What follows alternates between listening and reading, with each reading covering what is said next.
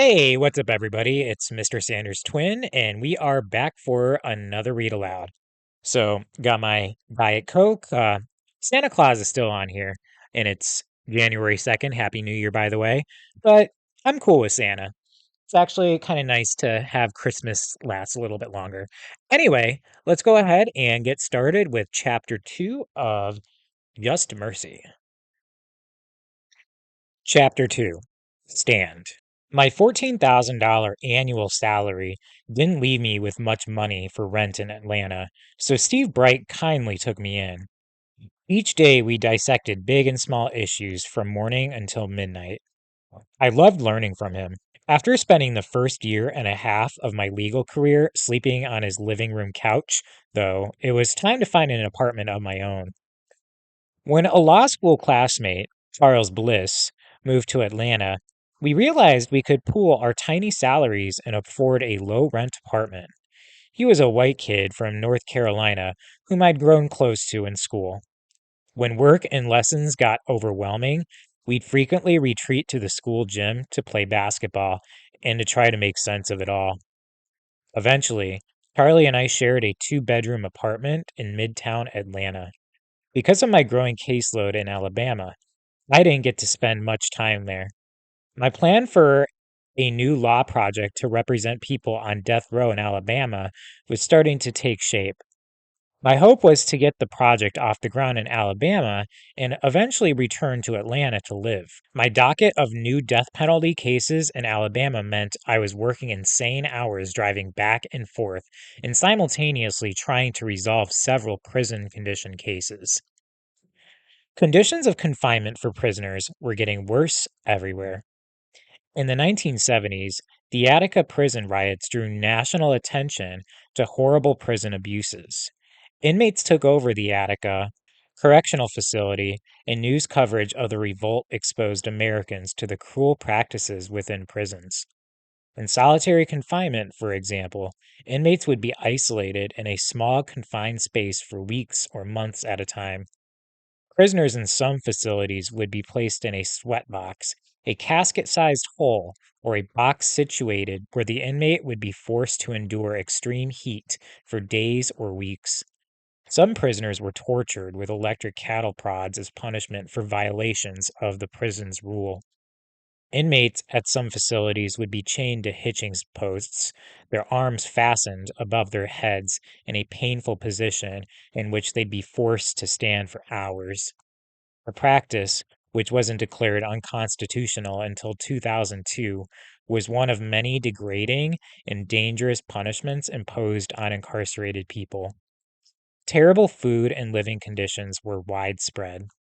We were getting scores of letters from prisoners who continued to report horrible conditions. Prisoners reported that they were still being beaten by correctional staff and subjected to degrading punishments. An alarming number of cases came to us involving prisoners who had been found dead in their cells. All right, let's go ahead and answer that first question. How were prison conditions at the time this book was written? You'll find a lot of information, actually, unfortunately. There's a lot of reasons why at this time prison conditions were horrible. I'm sure they still are pretty bad, but this book is about this time. So we have inmates would be isolated in small confined spaces. There's the whole sweat box thing where they're forced to spend a lot of time in a really hot and small space. We have electric cattle prods. We can just go on and on. Anyway, just give me a little bit of that information, and you can go ahead and use the sentence starter. The prison conditions at this time were blank. And don't just give me bad, right? Like, obviously it's bad, but give me some details. Give me the dirty details about why this is not a good way to treat prisoners. All right, let's go ahead and continue. I was working on several of these cases, including one in Gadsden, Alabama, where jail officials claimed that a 39-year-old black man had died of natural causes after being arrested for traffic violations. His family maintained that he was beaten by police and jail officials who then denied him his asthma inhaler and medication despite his begging for it. I'd spent a lot of time with the grief-stricken family of Loretta Ruffin and heard what an affectionate father he had been, how kind he had been, and how people had made cruel assumptions about him because he was a black man at 6 feet 5 inches tall and over 250 pounds. His wife and mother recalled how sweet and gentle he had been. Gadsden police had stopped Mr. Ruffin one night because they said his car was swerving. Police discovered that his license had expired a few weeks earlier, so he was taken into custody. When he arrived at the city jail badly bruised and bleeding, Mr. Ruffin told the other inmates that he had been beaten terribly and was desperately in need of his inhaler and asthma medication. When I started investigating the case, inmates at the jail told me they saw officers beating Mr. Ruffin before taking him to an isolation cell. Several hours later, they saw medical personnel remove his body from the cell on a gurney. Despite the reforms of the 1970s and early 1980s, inmate deaths in jails and prisons was still a serious problem. Suicide, prisoner on prisoner violence, inadequate medical care, staff abuse, and guard violence claimed the lives of hundreds of prisoners every year. I soon received other complaints from people in the Gadsden community.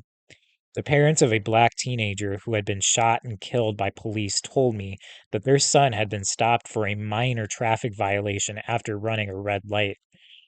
Their young son had just started driving and became very nervous when the police officer approached him.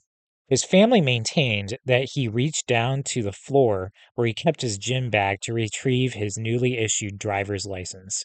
The police claimed he was reaching for a weapon. No weapon was found, and the teen was shot dead while he sat in his car. The officer who shot the boy said that the teen had been menacing and had moved quickly in a threatening manner. The child's parents told me that their son was generally nervous and easily frightened, but was also obedient, very religious, and a good student. He would never have hurt anyone. The family persuaded civil rights leaders to push for an investigation into his death.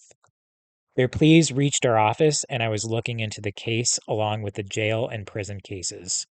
Figuring out Alabama's civil and criminal law while managing death penalty cases in several other states kept me very busy with long distance driving and extremely long hours. My weathered 1975 Honda Civic was struggling to keep up.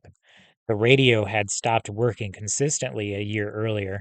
It would come to life only if I hit a pothole or stopped suddenly enough to shake the car and spark a connection. After I made the 3-hour drive back from Gadsden early one day and heading straight to the office, it was once again approaching midnight as I left the office for home.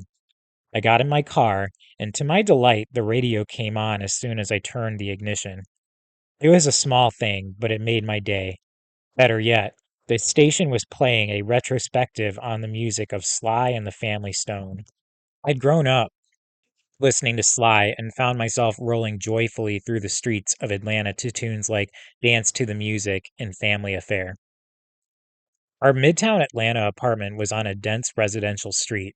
Tonight, I was lucky. I found a parking spot steps from our new front door just as Sly was starting Hot Fun in the summertime. I needed to get to bed, but the moment was too good to let pass, so I remained in the car listening. Each time a tune ended, I told myself to go inside, but then another irresistible song would begin, and I would find myself unable to leave. Stand! The soaring Sly anthem with the great gospel themed ending was playing when I saw a flashing police light approaching. Our section of the street ran only one way. My parked car was facing in the proper direction. The police car had come down the street in the wrong direction. I noticed for the first time that it wasn't an ordinary police cruiser, but one of the special Atlanta SWAT cars. The officers had a spotlight attached to their vehicle, and they directed it at me sitting in my car. Only then did it occur to me that they might be there for me, but I couldn't imagine why. I had been parked on the street for about 15 minutes listening to Sly. Only one of my car's speakers worked, and not very well. I knew the music was quiet. The officers sat there with their light pointed at me for a minute or so. I turned off the radio. I had case files on my car seat about Loretta Ruffin and the young man who had been shot in Gadsden. Eventually, two police officers got out of their vehicle. I noticed immediately that they weren't wearing the standard Atlanta police uniform. Instead, they were ominously dressed in military style black boots with black pants and vests. It was time to get out of my car and go home. As soon as I opened the door and got out, the police officer who had started walking toward my vehicle drew his weapon and pointed it at me. My first instinct was to run.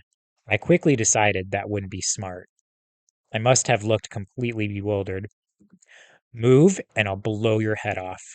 The officer shouted the words, but I couldn't make any sense of them. I tried to stay calm. It was the first time in my life anyone had ever pointed a gun at me. Put your hands up. The officer was a white man about my height. In the darkness, I could only make out his black uniform and his pointed weapon. I put my hands up and noticed that he seemed nervous. I don't remember deciding to speak. I just remember the words coming out. It's all right. It's okay. I'm sure I sounded afraid because I was terrified. I kept saying the words over and over. It's okay. It's okay. Finally, I said, I live here. This is my apartment. I looked at the officer who was pointing the gun at my head less than 15 feet away. I thought I saw his hands shaking. I kept saying as calmly as I could, It's okay. It's okay. The second officer, who had not drawn his weapon, inched cautiously toward me. He circled behind my parked car and came up behind me. He grabbed me by the arms and pushed me up against the back of my car. The other officer then lowered his weapon. What are you doing out here? Said the second officer, who seemed older than the one who had drawn his weapon. He sounded angry. I live here. I moved into that house down the street just a few months ago. My roommate is inside. You can go ask him. I hated how afraid I sounded and the way my voice was shaking. What are you doing out on the street? I was just listening to the radio. He placed my hands on the car and bent me over the back of the vehicle. The SWAT car's bright spotlight shone on me. I noticed people up the block turning on their lights and peering outside. The house next to ours came to life, and a middle-aged white couple walked outside and stared. The officer holding me asked me for my driver's license, but wouldn't let me move my arms to retrieve it. I told him that it was in my back pocket, and he fished my wallet from my pants. The other officer was now leaning inside my car and going through my papers. I knew that he was conducting an illegal search. I was about to say something when I saw him open the glove compartment. Opening objects in a parked vehicle was so incredibly illegal that I realized he wasn't paying any attention to the rules, so saying something about it would be pointless. There was nothing interesting in my car. No drugs, no alcohol, not even tobacco. I kept a giant-sized bag of peanut M&Ms and bazooka bubble gum in the glove compartment to help stave off hunger when I didn't have time for a meal. There were just a few M&Ms left in the bag, which the officer inspected carefully. He put his nose into the bag before tossing it back. I wouldn't be eating those M&Ms. I had not lived at our new address long enough to get a new driver's license, so the address on my license didn't match the new location. There was no legal requirement to update the driver's license, but it prompted the officer to hold me there for another 10 minutes while he went back to his car to run a search on me. Even though it was late, neighbors were coming out of their homes to watch and comment. One older white woman loudly demanded that I be questioned about items she was missing. Ask him about my radio and my vacuum cleaner. I kept hoping that my apartment light would come on and that Charlie would walk outside and help me out, but it occurred to me he might be at his girlfriend's place. Finally, the officer returned and spoke to his partner. They don't have anything on him. He sounded disappointed. I found my nerve and took my hands off the car. This is so messed up. I live here. You shouldn't have done this. Why did you do this? The older officer frowned at me. Someone called about a suspected burglar. There have been a lot of burglaries in this neighborhood. Then he grinned. We're going to let you go. You should be happy, he said. With that, they got in their SWAT car and drove off. The neighbors looked me over one last time before retreating back into their homes. I gathered up my papers, which the cop had scattered all over the car and onto the sidewalk. I unhappily threw my M&Ms into a trash can on the street and then walked into my apartment. To my great relief, Charlie was there. I woke him to tell the story. They never even apologized, I kept saying. Charlie shared my outrage, but soon fell back asleep. I couldn't sleep at all. All right, let's go ahead and answer that next question. How would you describe the police's treatment of Brian? This is quite a heavy question, and there's a lot of information. But there's a few distinct things that this officer did wrong. If you pay attention to this paragraph, you'll see the other officer was now leaning inside my car and going through my papers. I knew that he was conducting an illegal search. And then he goes on to say, opening objects in a parked vehicle was so incredibly illegal. And then there is the fact that this officer pointed a gun at Brian's head with no provocation, meaning there was no reason for him to point a gun at Brian. So those are two very big missteps on the officer's part. If you'd like to use a sentence starter, you can say, I would describe their treatment of Brian as blank. Now, again, with the first question, I don't want bad or just one word like that.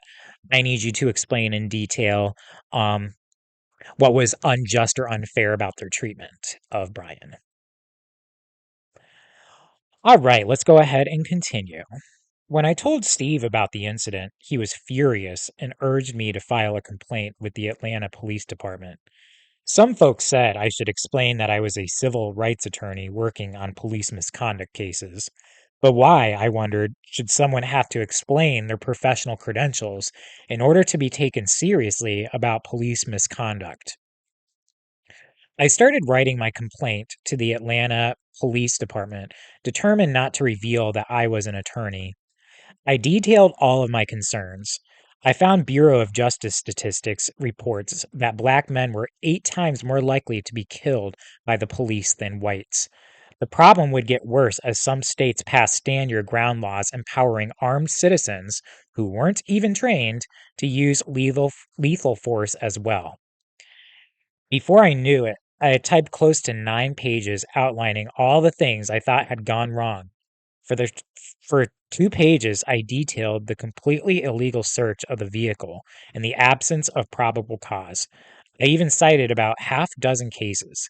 I read over the complaint and realized that I had done everything but say, I'm a lawyer. I filed my complaint with the police department and tried to forget about the incident, but I couldn't. What bothered me most was the moment when the officer drew his weapon and I thought about running. I was a 28-year-old lawyer who had worked on police misconduct cases and knew to speak calmly to the officer when he threatened to shoot me. When I thought about what I would have done when I was 16 years old, or 19, or even 24, I was scared to realize that I might have run. The more I thought about it, the more concerned I became about all the young black boys and men in that neighborhood. Did they know not to run? Did they know to stay calm and say it's okay? I began to feel embarrassed that I hadn't asserted more control during the encounter. I hadn't told the officers that what they were doing was illegal. Should I have said something? Despite the work I'd done assisting people on death row, I questioned how prepared I was to do really difficult things. I even started having second thoughts about going to Alabama to start a law office. My complaint made it through the review process at the Atlanta Police Department. Every few weeks, I'd get a letter explaining that the police officers had done nothing wrong and that police work is very difficult. Finally, the deputy chief agreed to meet with me. I had asked for an apology and suggested training cops to avoid similar incidents. He nodded politely as I explained what had happened. When I finished, he apologized, but I suspected that he just wanted me to leave. He promised that the officers would be required to do some extra homework on community relations. I didn't feel better. All right, let's go ahead and answer that next question. How did the police department respond to Brian's complaint? So you'll find their response or a lack of response in this paragraph right here. So he would get letters that the police officers had done nothing wrong and that police work is very, very difficult. And then we have his response at the office. He nodded politely as I explained what happened. When I finished, he apologized, but I suspected that he just wanted me to leave. So it didn't come across as a very sincere apology, apparently. If you'd like a sentence starter, you can use they respond to his complaint by blank. All right, let's go ahead and finish up the read aloud and answer the last question. My caseload was getting crazy. The lawyers defending the Gadsden City Jail finally admitted that Mr. Wright's had been violated and that he had been illegally denied his asthma medicine. We won a decent settlement for Mr. Ruffin's family, so they would at least receive some financial help. By then, my death penalty docket was full. I had no time to make war with the Atlanta police when I had clients facing execution. Still, I couldn't stop thinking about how dangerous and unfair the situation was and how I'd done nothing wrong. And what if I had had drugs in my car? I would have been arrested, even if the police had entered the car illegally. Would I get an attorney who would take such a claim seriously? Would a judge believe that I'd done nothing wrong? Would they believe someone who is just like me but happened not to be a lawyer? Would they believe someone who was unemployed or had a prior criminal record? I started giving talks to youth groups, churches, and community organizations about the challenges of being criminalized for being poor or a person of color and dealing with the presumption of guilt. I spoke at local meetings and argued that police could improve public safety without abusing people, that law enforcers and people in power should still be held accountable for their actions. After one talk at a small African American church in a poor rural county in Alabama, I was approached by an older black man in a wheelchair. He was wearing an old brown suit.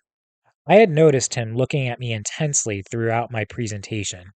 A young boy who was about 12 wheeled him over to me, probably his grandson. Do you know what you're doing? The old man asked. I tried to smile through my confusion. I think so. He cut me off and said loudly, I'll tell you what you're doing. You're beating the drum for justice. He had an impassioned look on his face. He said it again emphatically. You've got to beat the drum for justice. He leaned back at his chair, and I stopped smiling. Something about what he had said sobered me. I answered him softly, Yes, sir. He looked at me sympathetically and waved me closer. Then he spoke very quietly, almost a whisper, but with a fierceness that was unforgettable. You see the scar on the top of my head? He tilted his head to show me. I got that scar in Greene County, Alabama, trying to register to vote in 1964. You see the scar on the side of my head? He turned his head to the left, and I saw a 4-inch scar just above his right ear. I got that scar in Mississippi demanding civil rights. His voice grew stronger. He tightened his grip on my arm and lowered his head some more. You see that mark? There was a dark circle at the base of his skull. I got that bruise in Birmingham after the Children's Crusade. He leaned back and looked at me intensely. People look at me, they think I'm some old man with scars, cuts, and bruises. For the first time, I noticed that his eyes were wet with tears. He placed his hands on his head. These aren't my scars, cuts, and bruises. These are my medals of honor. He stared at me for a long moment, wiped his eyes, and nodded to the boy who wheeled him away. I stood there with a lump in my throat, staring after him. After a moment, I realized that the time to open the Alabama office had come. All right, let's go ahead and answer that last question. What does the old man say about his scars? You'll find that very profound statement in this paragraph. He placed his hands on his head.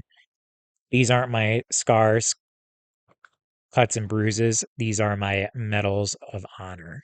If you'd like to use a sentence starter, you can use he says his scars are blank.